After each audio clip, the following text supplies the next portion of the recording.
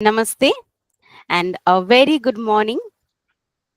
A very warm welcome to our webinar on comparative world literatures. It is our great pleasure to have our Honorable Vice Chancellor of Hindi University, Professor Nandini Sahu ma'am. Welcome ma'am. And our very distinguished speakers, the eminent authors, Ms. Satbir Chadha and Dr. Santosh Bakaya ma'am. Welcome to both of you.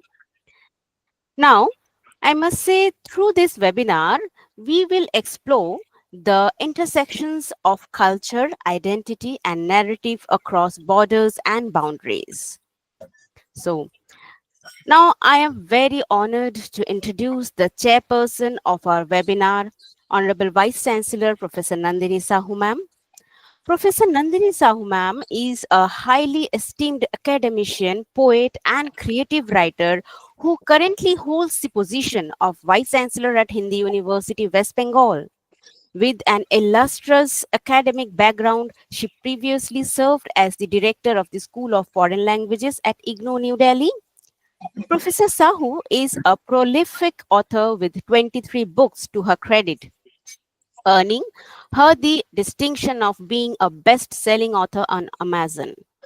Her academic prowess is highlighted by her double gold medals in both graduation and post graduation.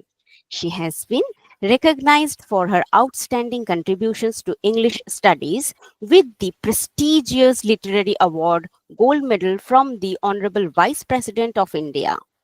Her latest book is Medusa, a collection of poems published by Black Eagle Books. Some of her notable accolades include the Michael Madhusudan Academy Award and the Lifetime Achievement Award in the year 2024. As a professor of English, her research focuses on diverse areas such as new literatures, critical theory, folklore and culture studies, Hindu studies, Indian knowledge systems, comparative literatures, and American literature. Now, I would request Honorable Vice Chancellor of Hindi University, Professor Nandini Sahu, ma'am, for the inaugural speech. Ma'am. Thank you, Dr. Paramita, and a very good morning to all of you. I take the privilege of inviting two very eminent scholars and creative writers of the country today to the Hindi University Special Lecture Series that commenced in the month of January when I joined the Hindi University as the Vice Chancellor. We have had multiple lectures as of now. Almost 30 or 32 speakers have delivered their important research and their lectures in this series. And today, the two of us are going to enrich the series even more. And we feel privileged that you are a part of it. You accepted our invitation. And about Professor Santosh Bakaya and Satbir Chadda, madam, I want to put it on record that both of them have been very serious about creative writing and the trade and whatever they have been doing in the academic circle since decades. They have contributed immensely to poetry, to fiction, and to critical writings, to research in English studies in India. In fact, both of them have been bilingual, and I have seen more than once that they have delivered lectures and they have published their research in multiple languages, and they have also contributed immensely to the field of translation studies. Today, the lectures that they are going to deliver are going to create new dimensions for the faculty and the students of Hindi University. And we are going to take the research that they will be introducing today.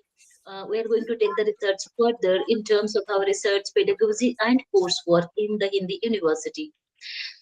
About the Hindi University lecture series, I want to inform both the speakers today that we started this lecture series with all seriousness to create a new discipline called comparative world literatures. There are departments of comparative literature in many universities in the country. You must have noticed that. There is also one UGC NET examination on comparative literature, and many students are qualifying that UGC NET examination, and it becomes a bit of problematic for the students of comparative literature to fit into the university departments, because many university departments do not have comparative literature as a discipline.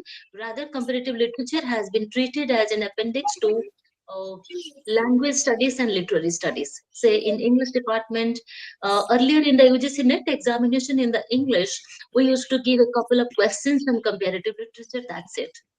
But in due course of time, with the intervention of culture studies and cultural studies in literary circle, we have introduced new, UGC NET examinations like comparative literatures. We have introduced folk literature, another, that is paper number 72 in UGC NET.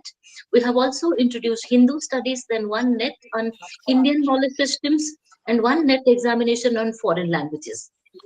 So when I came to Hindi University as the Vice Chancellor, I did a need assessment survey on the various UGC NET examinations, and I found that we can take all these NET examinations into consideration and create a new discipline, a department where multiple languages can be taught as MA and BA and diploma and certificate courses, with the NEP's emphasis on multiple exits and entrances. नहीं नहीं दरवाजा नहीं बंद करो, cycle बाहर ले जाओ. Can you please mute? बैठो, तुम्हें कौन कह रहा है? Please mute it. साइकिल बाहर ले जाए बजाय. Satbir, can you please mute? Yes. Me? No, I'm not mute. I'm not mute.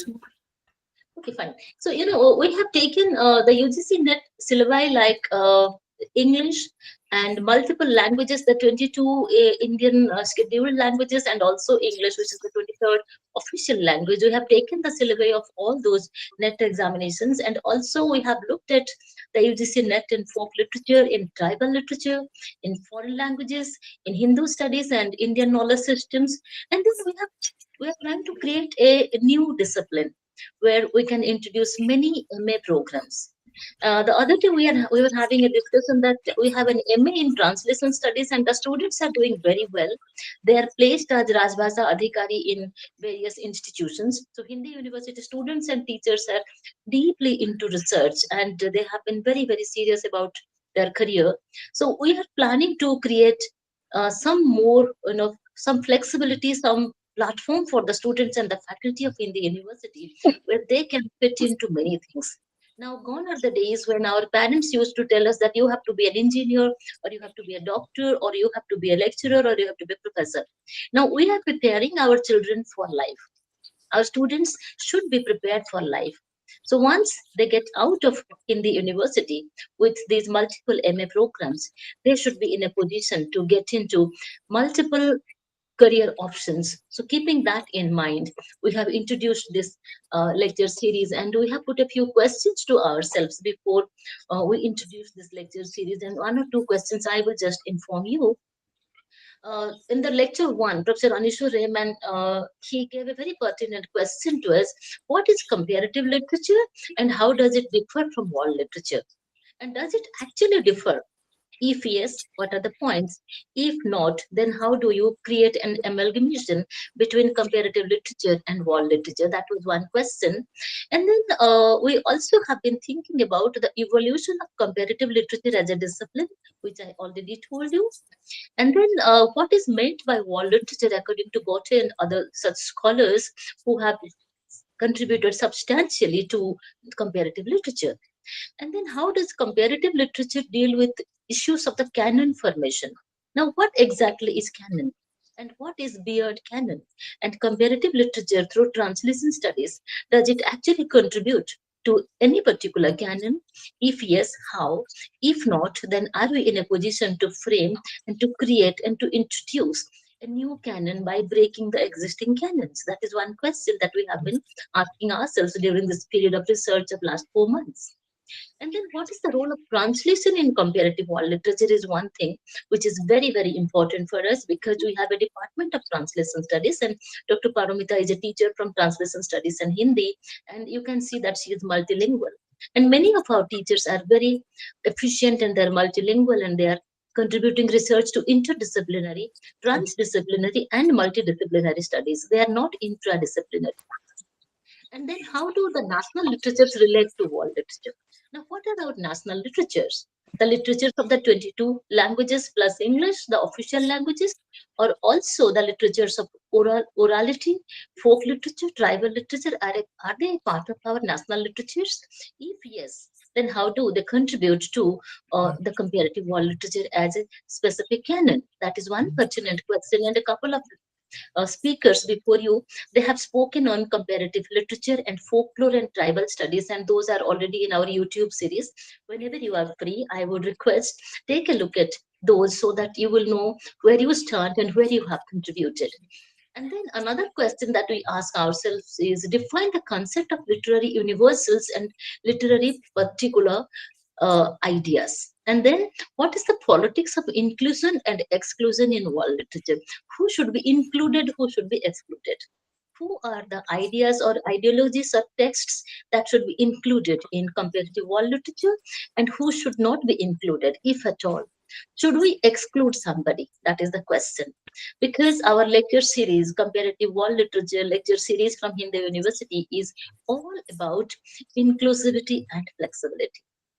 With that introduction in my mind and with that idea in my mind about inclusivity and flexibility, I am once again very privileged and proud to invite two speakers today who have been actually inclusive and flexible in their own rights. They have been writing, contributing creative writing, which is inclusive and flexible. They have been thinking about the marginal literatures, the people who are the subalterns, people who are marginalized groups, and they have been including them in literature. They have created, both of them have created smiles in the lips of many. And I feel privileged once again to invite two of my very, very dear persons and scholars and my mentors as the speakers today. Thank you and namaskar and welcome. Thank you, ma'am. Now, I'm very excited to introduce a very knowledgeable author, Miss Satbir Chadha, our first speaker. Miss Satbir Chadha is the acclaimed author of For God Loves Foolish People, a novel that earned her the prestigious Revell International Prize. Her second novel, Betrayed, Tale of Rock Surgeon, is a gripping medical thriller. Her work has been featured in over 40 national and international anthologies, including Q by the Pangasinan Historical and Cultural Commission in the Philippines, Vibrant Voices, and the Recent Silver Years by Sahitya Academy Delhi. She has also authored four solo poetry collections: Breeze, Glass Doors, The Last Lamp, and I Want to Go to Haldwani, and other poems. Her latest book is the novel Hills and Lakes, published by Virasat Publisher from Kolkata. She has been honored with the Literature Award by Authors Press for her significant contributions to literature. As the founder of the NISSIM International Prize for Literature, she encouraged emerging writers of English prose and poetry, which is, I must say, which is really a fantastic thing for the newcomer who are in the field of the writing. Currently, she resides in Delhi with her beautiful family. And now, I would like to request Ms. Satbir Chadha ma'am for her very enlightening speech. Thank you, Dr. Paramita. Thank you, Dr. Nandini. I'm so honored and overwhelmed by your kindness, your beautiful, loving introduction. It's much more than I could take. And thank you so much for the honor you have given me by inviting me here today. Very good morning to you, Vice Chancellor Professor Nandini Sahu, Dr. Paramita Das, scholars, academicians, students, faculty, and administration of Hindi University. And thank you, dear, for the lovely introduction. I will add a bit. I'm impressed by what Dr. Nandini said about inclusivity. For me, there should be no exclusivity. Everybody is has a right to be included, and it's for the readers and the discerning audience to decide how much merit each one deserves. And also, I too bank a lot. I think writers and of the future should bank a lot on the folklore and folk literature, which has been our legacies for years. And though the new trend is to reinvent it and put it in the modern pathos, I still prefer that it be recognized and addressed and understood as it was, because issues which were then relevant are relevant still now, only in a different way. That's my perspective, and thank you very much, Dr. Nandini, for this. And I thank you for the invitation to speak here today and share some thoughts. In all humility, I am overawed by the lectures done before by the worthy scholars and authors. I congratulate them all, and I congratulate you, ma'am Nandini, for spearheading this huge exercise of communication and sharing, which is very important in any society. I begin by talking about this book,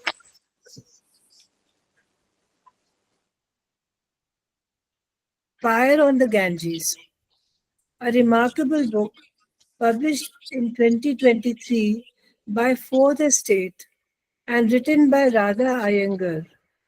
This here is a deeply authentic account of the Dome community of Banaras, who alone have the license to light the corpses brought here to the several ghats of Banaras, a place where life and death coexist in a most unimaginable way. I quote from the introduction: the Domes are a Dalit subcaste in Banaras, designated by tradition to perform the Hindu rite of cremation. They have ownership of the sacred fire, without which it is believed the Hindu soul will not achieve moksha or liberation from the cycle of death and rebirth. Despite this, the community is condemned to the lowest order in the hierarchy, and its members treated as untouchables. Radhika chronicles the everyday realities of the domes, plunging into their historical past, created by myths and realities of gods and their territories. She spent 8 years in this research and lived and observed firsthand, also with conversations and interviews with some characters whose confidence she had gained. The abject poverty, sordid dwellings, lack of amenities, lack of education defies imagination. Yet they cling to their traditions and their beliefs and guard their patriarchal and discriminatory practices quite fiercely. With their ash strewn limbs and liquor laden breath, they sleep and awake for death every day, plowing through the on the grounds and the ghats and the sludge of the river, which they wade through, trying to sift tiny molecules of some precious metals, which are added to the dead person's bones when they are interred in the river. The author discovers and tenderly talks of touching love stories, shy romances budding despite the surroundings. Sadly, caste and subcaste, family and fate are the chief denominator. The book narrows its lens on a few spirited characters from the community through their tales of struggle and survival, loss and ambition, betrayal and love. The book tells of, at times, heartbreaking, at times, exhilarating story of a people struggling to find a place beyond that accorded to them by ancient tradition. Kudos to Radha Iyengar's journalistic and wide research and the superb fictionalized account of these people and their lives and surroundings. Immensely immaculate writing skills and thought provoking narrative. This is a book that stays with the reader. Fire in the Ganges. Further on, in recent years, we have seen a surge in group publications as in anthologies.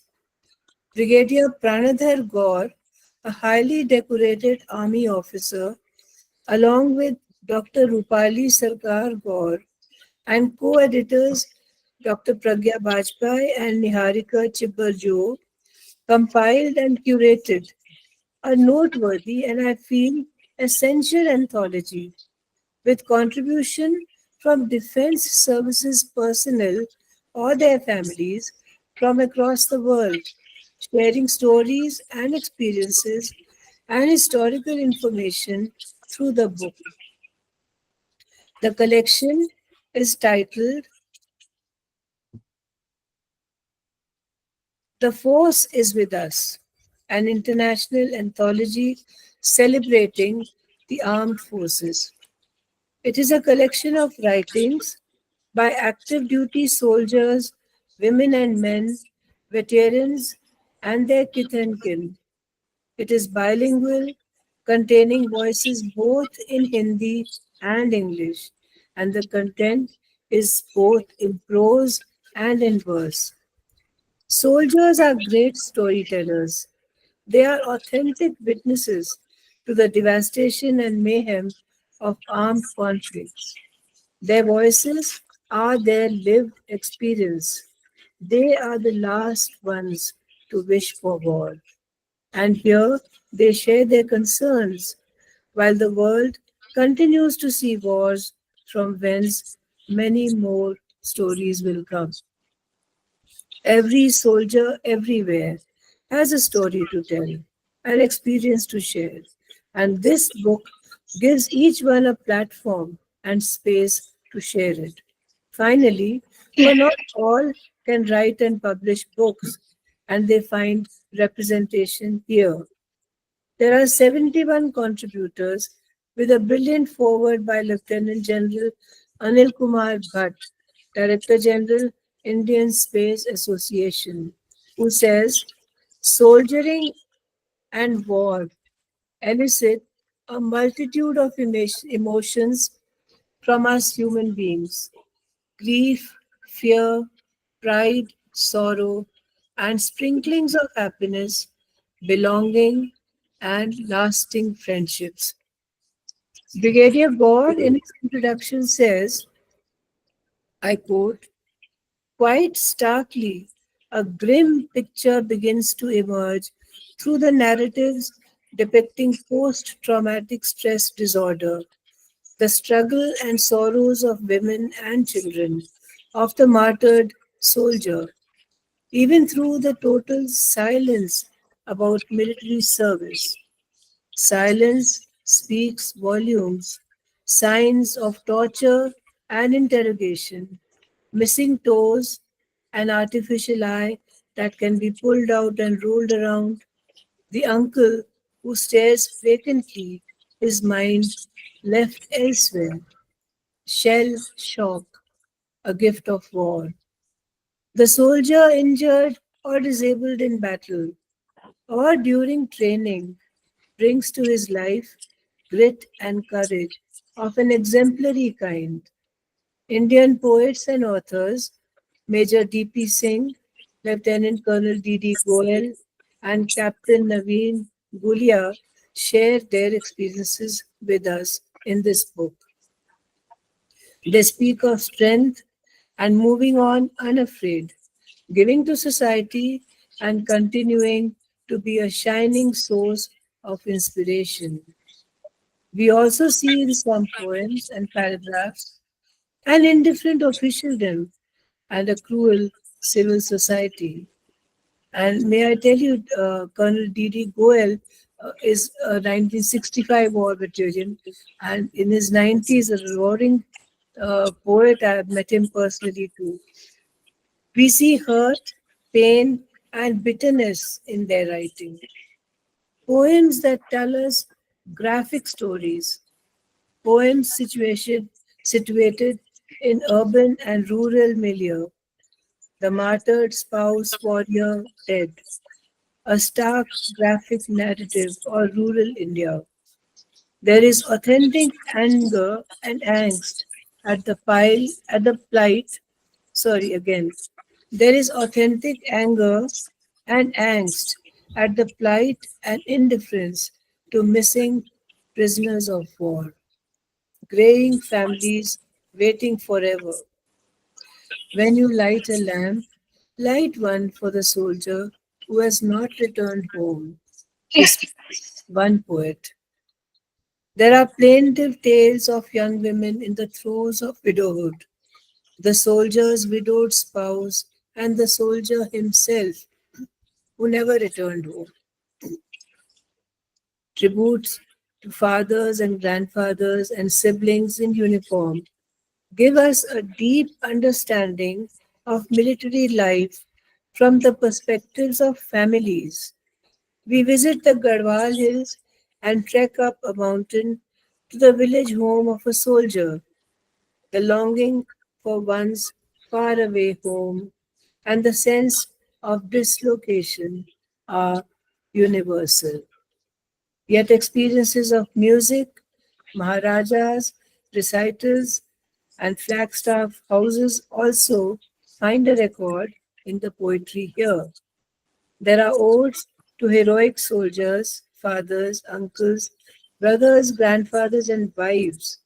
The poems invoke stoic mothers and grandmothers who waited forever, forever and then moved on to bring up the children left behind. Teaching the tired, sleepy cadet is a subject tinged with pathos and humor. And the stereotype busting martyred female soldier makes a first time appearance in this anthology. Death stalks the stories of soldiers. Thus, we see a heightened meaning and gratitude that must be brought to life. There are other constants, tributes to their relentless companions, their boots and berets and her haircuts bring a smile to our faces. A female soldier poet calls herself hawk-eyed and eagle-winged, fearless in forests and mountains, fulfilling their duty. Retirement and superannuation find their way into the poetry too. It is always a sad day when the soldier must take off his uniform, never to wear it again. The universal experience of moving to a new location every few years is recounted in these pages. Gripping narratives of the Indo Pakistan War and the legendary bravery of the Gorkha soldier find mention in poetry and prose. There are also love poems, love for one's land, love for a beloved, and love for the land where one's father, grandfather, spouse, or sibling was deployed or even laid to rest. That is the marvel of this book, and it's a powerful and important anthology which has found representation for uh, the personnel from all over the world, and we wish more people would get to see it. Now, coming down to some poetry, we all who love poetry love the sonnets form and enjoy reading them. I talk about the anthology brought out by the literary group The Significant League under the leadership of Dr. Ampat Koshli, and this is the Let me show it to you. The Roseate Sonnet Anthology. The Roseate Sonnet is a form of sonnet created by Dr. Koshi A.V. in December 2012, and he also wrote the first one. It is a South Indian variation on the Italian or Petrarchal or English version of the same, so that finds Indian regional representation in that poetry form. Koshi says the rules are as follows. The sonnet must have two quatrains first, followed by a couplet that can be a volta, then followed by the last quatrain that starts the first line with R, the second with O, the third with S, and the last with E, to form an acrostic that reads Rose. The form has no constraints like rhyme or meter or blank verse and no fixed syllabic count. It is a wonderful form as it keeps the expression concise while giving it a wide expanse at the same time. The zoes bringing in an element of chaos, whether love, beauty, religiosity, spirituality, divinity, mysticism, sexuality, sensuality, or anything else as the subject matter of the sonnet. The Roseate Sonnet Anthology has sonnets by 82 poets across the world, with a varied idiom and theme, the most notable being 30 sonnets by Dr. Koshi, written to his muse, each one with a new sensitivity, a new invocation to his muse, with various attributes and sensuality, liberty and freedom, profound to the extreme of being divine, a world of fantasy, surreal vistas, and humanity in 14 lines.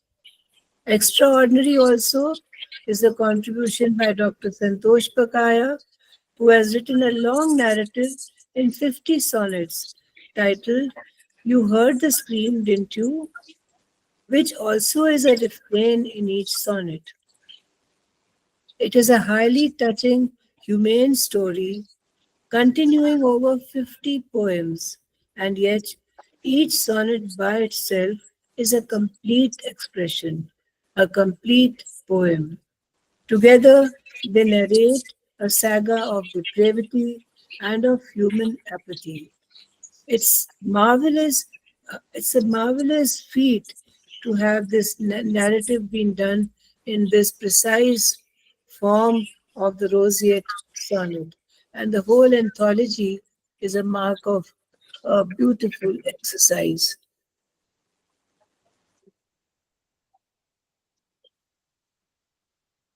Now, surprising you, I come to the topic of grief, which I define as a balancing emotion and one that is most lasting. Grief, grace.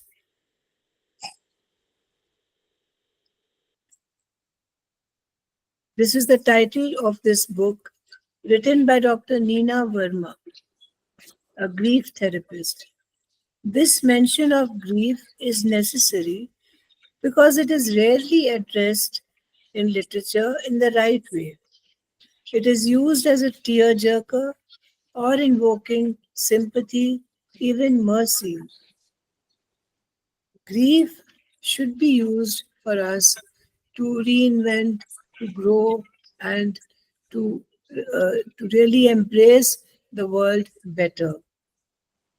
Loss, death, and bereavement are inevitable to human life. Equally true is a human capacity to grow strength in the garden of sorrow and seek the path of deep growth, transformation, and grace in the midst of grief and pain. Neena Verma, an expert companion, counselor, and educator, and a bereaved mother herself, offers an in depth an engaging book that guides the way to transform grief journey into growth and grace, a pilgrimage. It is an important book because people go under the early bed of grief and never come out and end up uh, con- growing different illnesses and psychotic diseases which they cannot shed. So it's important to learn to understand and deal with grief. The book contains actual stories and experiences that the author saw with her lived experience and interaction with people. First hand stories that startle you and then offer important insights. The book has three parts: The Maze of Grief, Mystique of Grief, and Marvel of Grace. A path setting growth mandala framework shows an evocative and powerful way to affirm grief, adapt to the emergent reality with resilience, restore well being, transform, and re emerge with meaning and grace. She talks of different types of grief, highlighted by real life incidents and real characters dealing with their trauma. Leading you through the path of resilience, she takes you to compassion. There is no rest for the human mind without compassion, ultimately reaching the pinnacle of forgiveness. Forgiveness, where one can ultimately find relief. Though to one's grief, there is never an end. It is a scholarly, research based scientific study, but not like a textbook for a therapist. It's a book for the layman reader to understand and deal with grief. The steps and ladders through the power of human mind, written in such an engaging style, and the profound experiences so well expressed that they do not leave you. I share with you in the book there is a story of Savi, married at 19, has four children, and an alcoholic husband. Her firstborn is a pillar of strength and support. The second and fourth children, mediocre students, but loving and caring, while the third is wayward from childhood itself. She struggles to bring up her children, to get her third son through rehab, but loses him to cirrhosis of the liver at the young age of 20 due to his alcoholism. She is shattered. Barely does she come to terms with it, the reasons and logic giving her solace that her eldest son is unreasonably and illogically murdered for being in love and trying to marry a girl outside his caste. This tragedy just crushes her. Over time, with the support of her two children, she somehow moves on and trains to be a counselor at a rehab, even helping some affected people out of their alcoholism. A policeman investigating her son's murder asks her, how can she be civil and polite to the murderer's family? And she says, I forgave them. I forgave them. He says, how can you forgive them? And she says, I forgave them because the burden of hate and bitterness was too heavy to carry. She found an anchor in healing, not in hating. So, this is about what I planned to talk about today. And thank you very much, friends, for listening patiently to a long and varied discourse. And thank you once again for having me among you all. Blessings to you all for your good health, peace, and happiness. It was wonderful being among you and talking to all of you. Thank you very much. God bless you. Thank you. Thank you so much, ma'am. Yes. Now, I would request Professor Nandini Sahu ma'am for her very valuable remarks.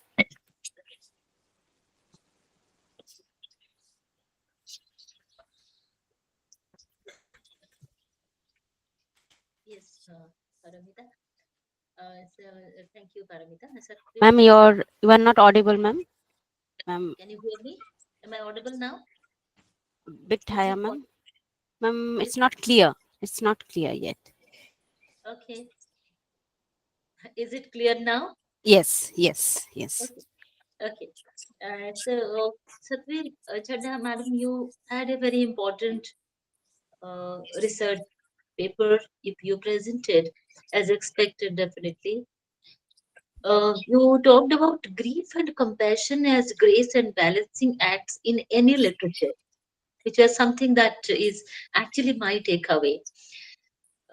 You quoted multiple texts and anthologies in Indian literature scenario now, starting with Radha Iyengar's journalistic research, or you talked about many essential anthologies in contemporary India and their historical positions. I have, in fact, multiple views about those. Sometimes the anthologies are very important. They have a theme, they have a technique, they have a point of view, and they are truly representatives of some culture, some language, some literature. But in some cases, the anthologies may not be, like both of you will agree with me. In some cases, the anthologies may not be very inclusive. They may fail to include everyone, all the important voices. But at Perhaps the we same cannot time, do without. anthologies. You look at the history of world literatures, where you see that important poets, important writers were anthologized, and those who were They not, were published posthumously. But whatever may be the matter, but the anthologies and the publications, one has to keep in touch with whatever is happening in contemporary India in our Bhasha literatures. We are a country where we have a very pluralistic culture, multilingual culture.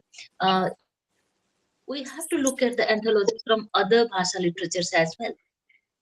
And for that, we need deep research. This is what I have been telling my faculty members and my scholars and the students that uh, sometimes we do Malayalam literature, we say this is Indian literature. We do Odia literature, we call it Indian literature. Or maybe we do Bengali literature and we name it as Indian literature is such a big and such an inclusive term that it has to include all our translations and Bhasha literatures, which you already pointed out. And then you also talked about voices of authors in comparative literature pedagogy. Voices are very important. The points of view, play within a play, a story within a story, plot within a plot, and poetic voices, voices of writers of fiction. You emphasize on voices, and that is very, very important. So when we design our syllabus of the MA programs in comparative world literature, we will certainly keep it in mind that we have to include probably a couple of blocks or chapters where you do not talk about texts as texts, but texts as representational voices. So this is what I thought when you were speaking. And from your lecture, couple of things that I assumed or I understood, please correct me if I'm wrong. You talked about the study of literature across linguistic, cultural, national, and disciplinary boundaries. And then you hinted at the moves beyond single language and national traditions to explore cross cultural relationships. And then you also hinted at comparison of texts and comparative critical frameworks. And then somehow I understood intertextuality, cultural translation, hybridity, dialogue between literatures. Then you thought about nation, language, identity, and power relationships between texts and contexts, which were really important, but in a very simple manner, in a rather more approachable manner. You gave such important pedagogical points to our scholars and students. We shall always be grateful to you for this very, very important lecture. It is being recorded and the YouTube will be available to you very soon. Maybe we will take some questions for you, madam, after Santosh madam has completed her lecture. Now I pass it on to Dr. Paromita to go to the next lecture. But before that, once again, thank you very much for this important lecture, for this very serious preparation. We thoroughly enjoyed your talk. Thanks. Thank you so much, ma'am. Now, I'm really pleased to introduce our next speaker, a very notable author, Dr. Santosh Bakaya, ma'am. Dr. Santosh Bakaya is a joint director of higher education for the Rajasthan government. A multifaceted writer, she is a poet, essayist, novelist, and creative writer mentor. As a TEDx speaker, her talk on the myth of writer's block has resonated deeply within creative writing circles. Dr. Bakaya pens two highly popular columns, Trigger, That Creative Spark in Kashmir Pen, and Morning Meanderings in Learning and Creativity.com. With a prolific body of work spanning 30 books across various genres, her notable works include the poetic biography Ballad of Bapu on Mahatma Gandhi and Only in Darkness Can You See the Stars, a biography of Martin Luther King Jr., both of which have received international acclaim. Her latest book, Din About Chins, yes, Din About Chins has garnered significant critical praise. Now, without any delay, I would like to request Dr. Santosh Bakaya ma'am for her very eloquent speech. Ma'am, please. Yeah, Thank okay. you. Thank you so much, So, Paromita. Can you hear me? yes, Yes, yes, ma'am, we can you're hear you. audible. So Done. before Okay. she starts, Okay. I must tell you, Paramita, that every morning we wake up with her morning memory. And And she didn't, yes, I Nandini have read Sahu and ji, reviewed she didn't, she didn't add that people like Satbir Chadha ji call me the Mad Hatter. Okay, a very, very bright and scintillating morning to all the literary luminaries here. Thank you, Paramita. And what an absolute honor and joy it is to be a part of this webinar, Contemporary World Literature, excellently curated by Dr. Nandini Sahu, the Honorable Vice Chancellor of Hindi University, and the Registrar of Hindi University, Dr. Paramita Das. It's very nice to be here with the eminent scholars and keen students. Yes, voices are very important. Inclusivity is very, very important. And of course, it's also very wonderful to be here with Satbir Chadda. And it was intellectually stimulating listening to whatever she had to say about the anthologies and grief. So thank you, Satbir ji. Thank you so much. And before I move forward, let me take this opportunity to congratulate Dr. Nandini Sahu on her incredible work as the founder, vice chancellor of Hindu University. It is inspiring, very, very inspiring to see her work all the time. I wonder whether she really sleeps at all. Do you? I don't think she sleeps. I also often don't sleep. So, anyway, so comparative world literature is a vast interdisciplinary field exploring and comparing literary works across national, linguistic, cultural boundaries from different periods, drawing upon various fields, history, philosophy, sociology, and cultural studies to analyze literary works. And I'm not going to dwell into that, but I'll straight away skip to two books which I want to talk about. And I was very, very impressed by those two books. I had a tough time, trying to decide what to speak on. But then I chose two books I had read some time back. Both of them are in the news.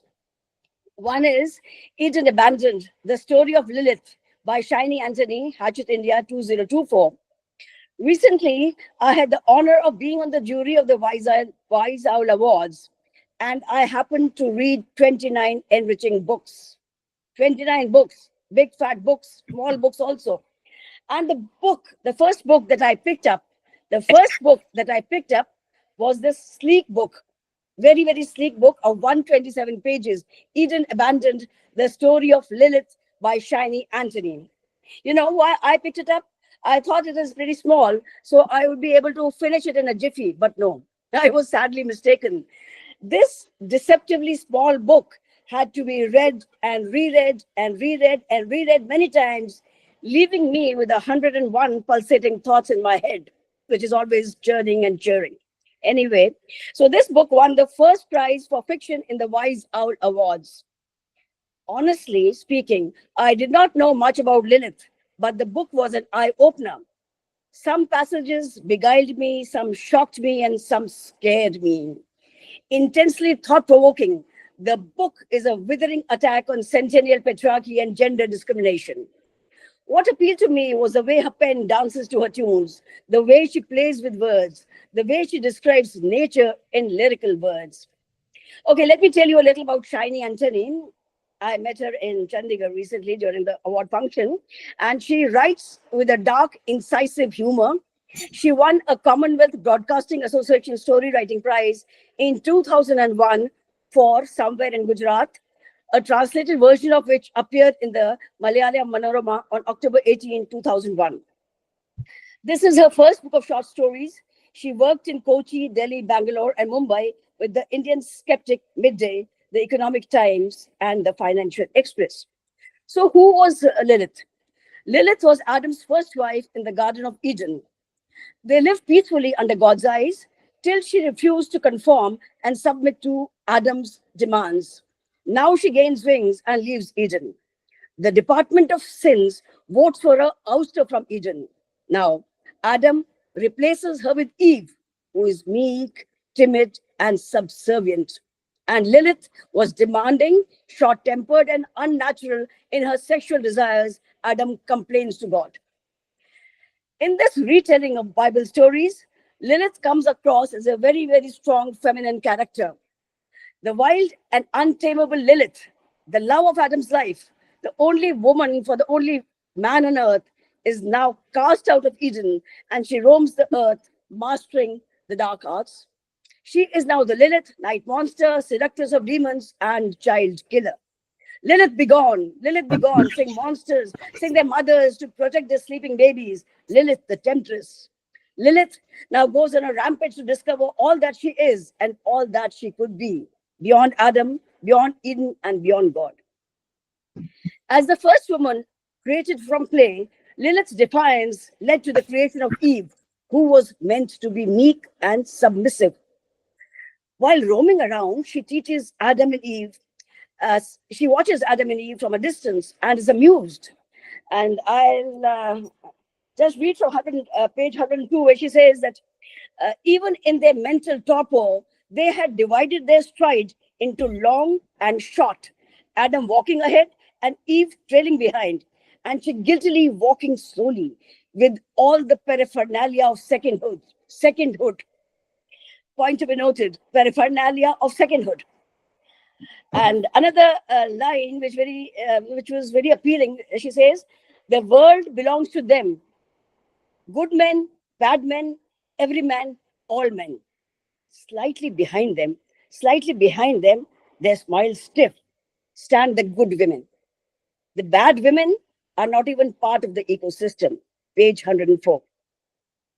In this riveting take on female rage, Shiny Anthony has created a fiery woman born from the ashes of her former self, exuberant, unapologetic, and unrestrained. Lilith shines, soars, and persists, a historic villainess, a modern day heroine. And let me tell you that she continues to be a fascinating source material in fantasy, culture, literature, occult horror, and erotica. And many, many books have been written on Lilith from the male perspective also. Lilith, is born with a manufacturing defect. She's born with a manufacturing defect, her inability to nod. She doesn't nod. She's not submissive. So, in conformity with the narrative of male superiority and female inferiority, Lilith was erased from all scriptures and evidence of her existence. Shiny Anthony's Eden Abandoned rewrites Lilith's story, depicting her transformation from passive feminine rage to an active monster. With a deft and incisive pen, she navigates Lilith's fall into madness. Her beautiful lyrical prose is intriguing and sprinkled with modern slang and humor. And let me tell you that a lot of research has gone into retelling the story in just 127 books. She seems to have written the book in a sort of a trance. This is what I told her in Chandigarh. And I what I loved about the book was the riveting lyrical prose with the profusion of nature. And if you'll allow me, I'll quote a few lines from the book, where she talks about nature. It was a peacock of a tree. It was a peacock of a tree, a veritable jungle of branches and apples and heartwood and canopies, with long muscular arms in full sleeves of frond and fern. It stole into your line of vision just by standing still and breathing. This is on page 91. And then another paragraph which appealed to me very much, and I narrated this. I read this out in Chandigarh. It is on page 20, page 93. She talks about the dew on the apples. The dew on the apples, the sun on the apples, the breeze gently rocking the apples, apples in the moonlight, apples awash in the rain, dancing on the tree, little geishas of absolute seduction. Look at these words. Little geishas of absolute seduction in tight red kimonos ready to be ripped, and the overripe apples that fell to the ground oozing pulp. This clawing wait to be consumed, to be savored, to burst their magic on tongue and teeth. Beautiful lines. These are beautiful lines. So let me add here that there has been no dearth of feminist movements, but women, we find, are still struggling. The modern twist in the narrative resonates with contemporary female readers, shedding light on rampant inequalities and injustice. Through Lilith's voice, the author makes the readers think deeply about societal imbalances, about gender injustice.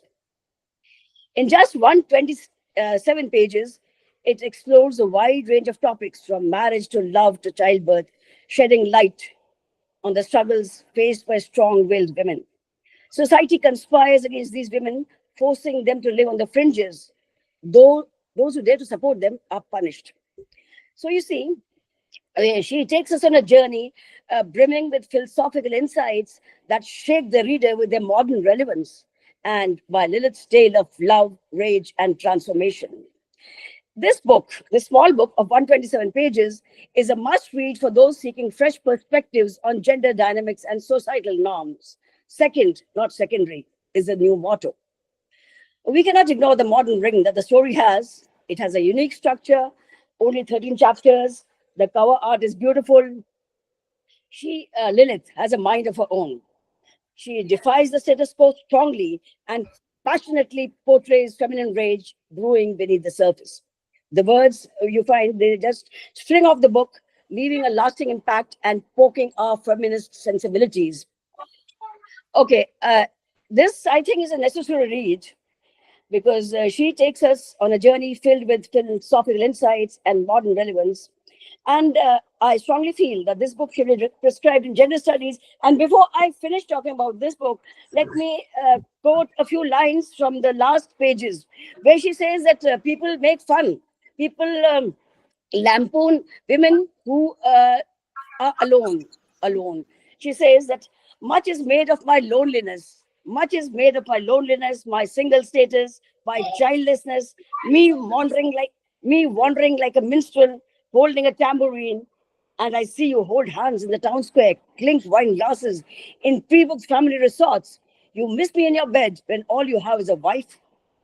Not every story is about Adam and Eve, man and woman yoked together, fruitful and multiplying, couples, pairs, duos, twosomes. There is also a Lilith. There is also a Lilith, a woman who is solitary, who is very snug and comfortable in her lonely splendor. So this is about this book, which I really enjoy, and it is multi-layered. You have to read between the lines. It has many, many nuances, and let me tell you that I must have read this book 10 times to get hold of those nuances. So in the next book that I'm going to talk of is, I'm still reading it though. It is Banu Mushtaq's Heart Lamp, Selected Stories, translated by Deepa Bhajti.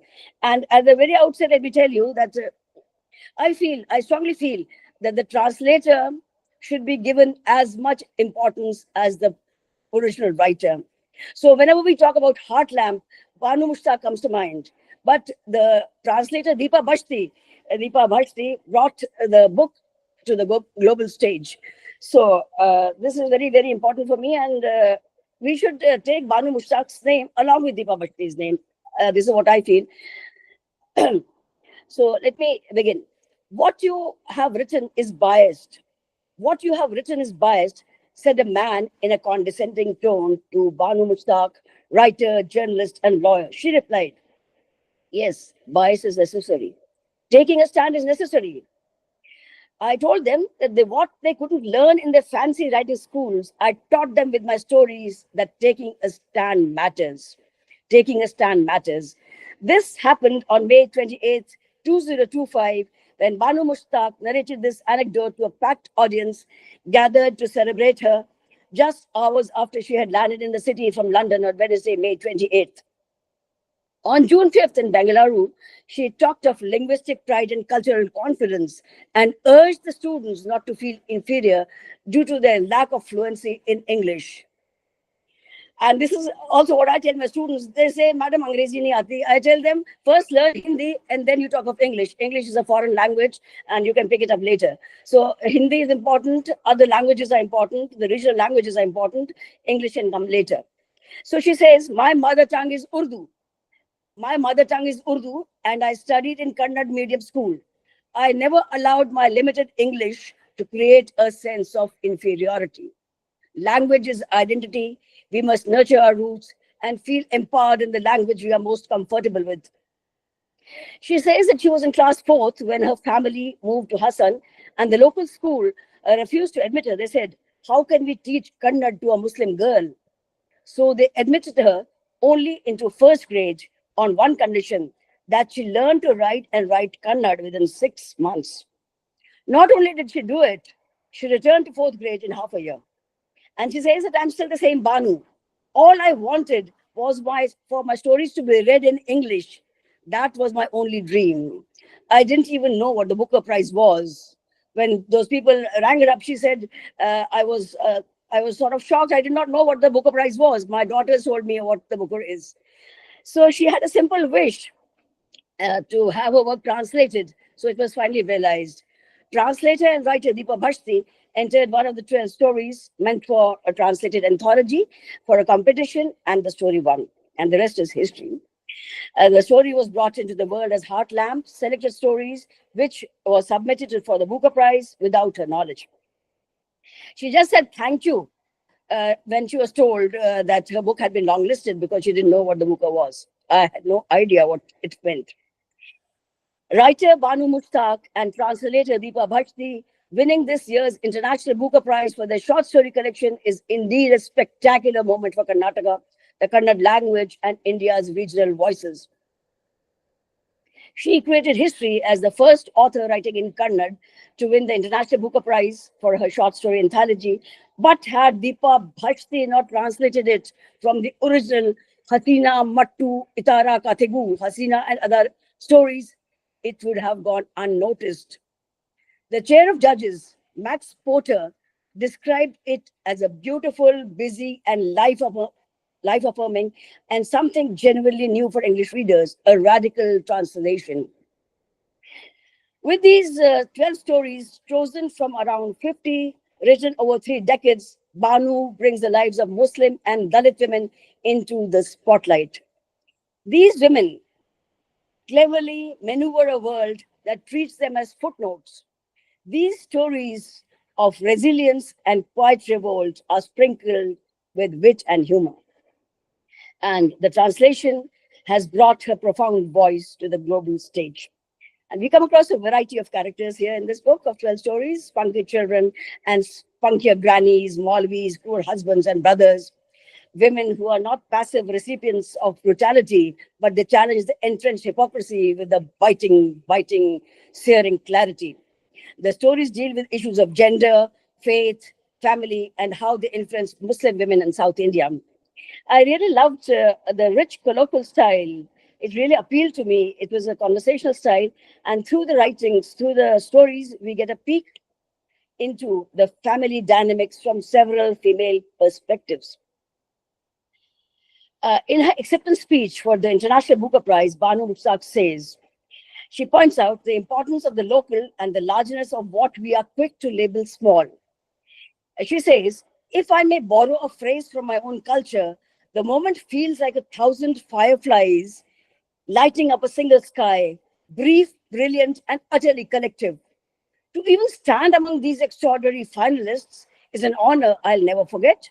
And I accept this great honor not as an individual, but as a voice raised in chorus with so many others. She says, I'm happy for the entire world, which is full of diversity and inclusiveness. I'm happy for myself and my translator, Deepa Bhashti. This is more than a personal achievement. It is an affirmation that we as individuals and as a global community can thrive when we embrace diversity, celebrate our differences, and uplift one another. Together, we create a world where every voice is heard, every story matters, and every person belongs. This story, this book is my love letter to the idea that no story is local. That a tale born, that a tale born under a banyan tree in my village can cast shadows as far as the stage tonight. To every reader who journeyed with me, you have made my Kannada language a shared home. It is a language of resilience. To inherit, to write in Kannada is to inherit a legacy of cosmic wonder and earthly wisdom. And the book is born from the belief that no story is ever small, that in the tapestry of human experience, every thread holds the weight of the whole. The world, in a world that often tries to divide us, literature remains one of the last sacred spaces where we can live inside each other's minds, if only for a few pages. And both these books have many things in common. And Ethan Abandoned focuses on the biblical story of Lilith and her rebellion. Heartlamp examines the experiences of women in contemporary society. Both talk of female characters who challenge established power structures and patriarchal norms. Lilith in Eden Abandoned refuses to be submissive to Adam and God. The women in Heartlamp navigate social pressures and religious constraints. Both are a stinging indictment of patriarchal system and how they impact women's lives. So this too is Bandia, a quiet rebellion born out of lived experiences. There are themes of power and subordination and focus on women's experience. But let me add here that Shiny Anthony has done a lot of research for this book of 27 pages, 127 pages. But Mushtaq's stories have been written from life's experiences. We come across indignant husbands, scarred women, abandoned by husbands for younger women, kids fighting over food, and social apathy and indifference. There are subtle nuances and many layers.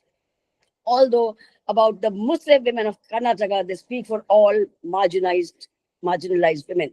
And there are interesting stories, and the stone slabs for Shaista Mahal. There is red lungi. And if I have time, I want to refer to the story, Black Cobras. Let me refer to one story which intrigued me very much, and it brought a smile to my lips. Black Cobras. This is the story, the essence of all stories put together: the entitlement of men, the oppressive village structure, and the unleashing of the vindictive anger of women united for a common cause. There's this lady, Ashraf, whose husband leaves her and her three daughters for a younger woman. And she seeks the help of the village and religious custodian, but she's ignored and abused. In an audacious act of collective rage, the women throw a pebble supposedly towards a dog, but actually at this man, this village and religious custodian. And they say, they cry out in one voice, nothing will come your way. May black cobras coil themselves around you. So this is just a small victory, but what a humiliating thing for that man. And so there are many stories, and all these stories will appeal to you. And let me conclude in the words of Banu Mushtaq from her acceptance speech. Tonight is not an end point. Tonight is not an end point. It's a torch passed. May it light the way for more stories from unheard corners. Unheard corners. We want more stories from unheard corners, more translations that defy borders, and more voices that remind us the universe fits inside every eye. Thank you so much.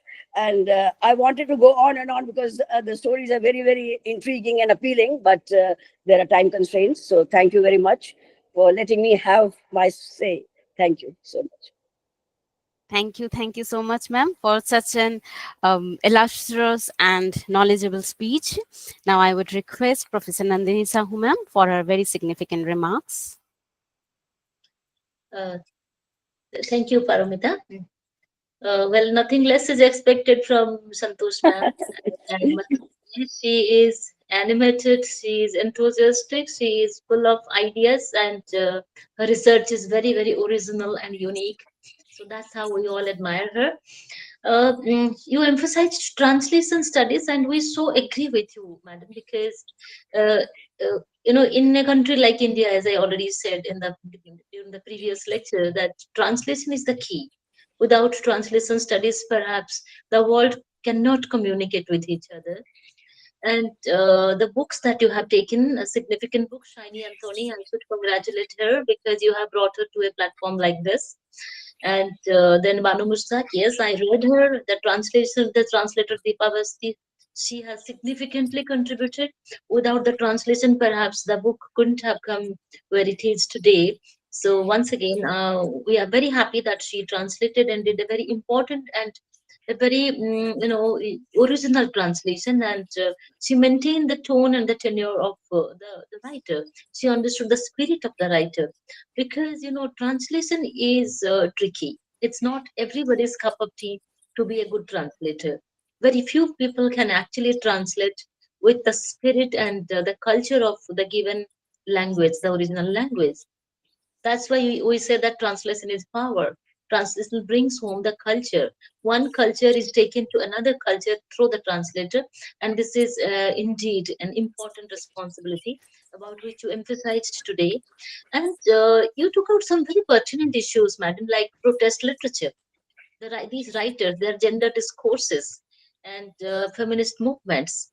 Then marginal literatures you talked about, then life experiences of these writers, how uh, without being too subjective, in a very objective manner, they have taken out the life experiences that they had through their creative writing, and what else can be expected from good literature rather than this. And you told a lot about the politics of translation and language as identity. I always tell that language is our behavior. The way we use our language actually talks a lot about our culture, our readings, our empathy, our compassion, and whole lot of things. And you pointed out all those things. So my takeaway from your lecture to the Hindi University syllabus, or to Hindi University, you know, further research, I have jotted down a few things when you were talking. I was actually writing, you might have noticed.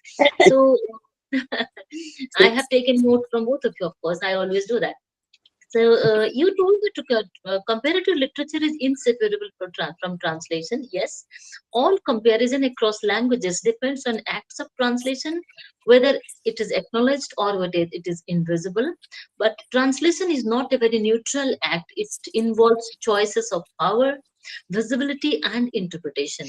Because I think Deepa Basti did interpretation rather than direct translation. And then politics of translations, it shapes what gets compared. Sometimes if you compare the original text and the translated text, there can be a lot of translatable and untranslatable phrases which the translator may present as if it were his or her original writing. And then global literary circles, if they privilege certain languages like English and French, rendering other marginal and invisible languages. And you somehow hinted at that no language should be marginalized when it comes to comparative world literature.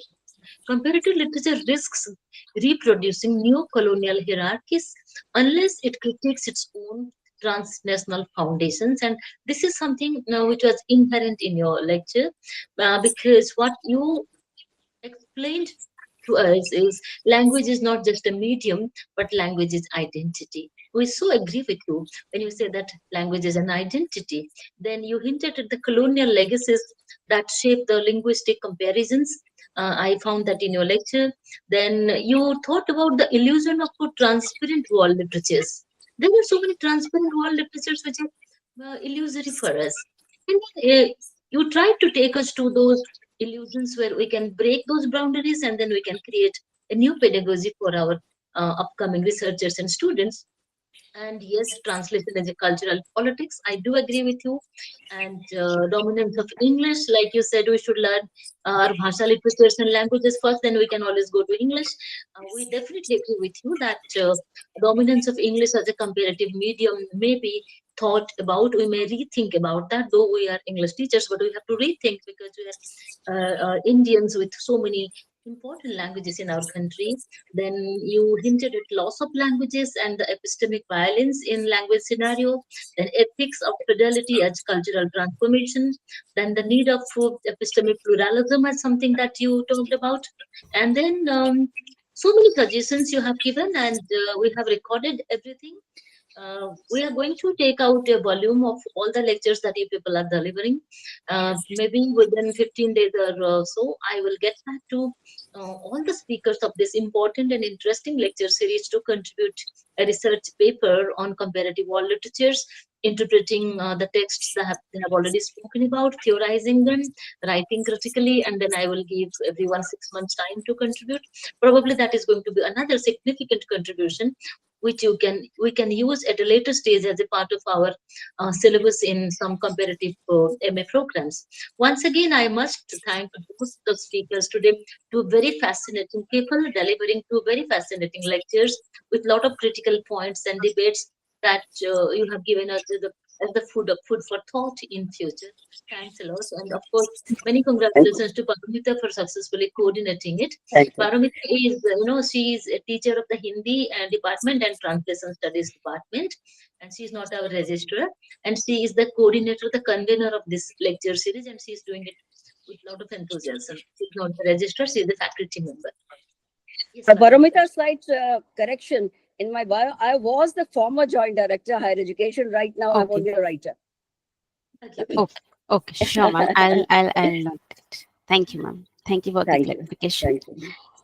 And now, actually, due to paucity of time, we will be able to take only one question. If anyone has any, you may ask. Okay, or you may send it to our email address, which I have shared in the chat box too. And as we have come to the end of our webinar today, so before we go, I would like to thank Honorable Vice Chancellor Ma'am, Professor Nandini Sahu, our distinguished speakers, Ms. Satbir Chadha and Dr. Santosh Bakaya ma'am, for their very insightful speeches, and the beautiful audience and participants for their active participation. And thank you and a very good day. Namaste. Thank you. Thank you. Thank you so Thank much. It was an intellectually stimulating discussion. I loved everything. Indeed. Thank you. Thank you both very Thank much, Dr. Thank you. Paramita. Thank you.